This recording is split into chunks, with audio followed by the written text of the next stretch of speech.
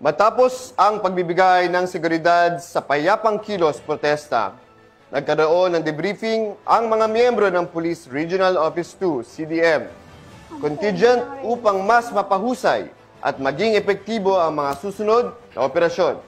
Patrolwoman Michelle Balada, magbabalita.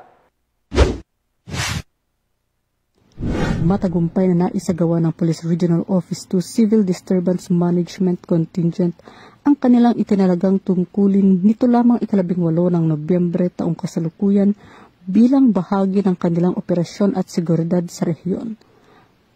Pagkatapos ng deployment, agad na isinagawa ang isang structured debriefing session upang suriin ang kabuang performance ng contingent. Tinalakay sa nasabing debriefing ang mga obserbasyon, operational feedback at iba pang rekomendasyon upang higit pang mapahusay ang kanilang kahandaan at pagganap sa susunod na mga operasyon. Kasunod nito, sinimulan din ang cleaning at restoration ng kanilang billeting premises upang matiyak ang kalinisan, kaayusan at maayos na kondisyon ng lugar na kanilang tinutuluyan. Nanatiling nakatuon ang Police Regional Office 2 sa pagpapatupad ng disiplinado, organisado at epektibong operasyon para sa kaligtasan at seguridad ng publiko. Mula dito sa Lambak ng Cagayan, ako ang inyong PNN correspondent, Patrolwoman Balyada, alagad ng batas, tagataguyod ng Balitang Pulis.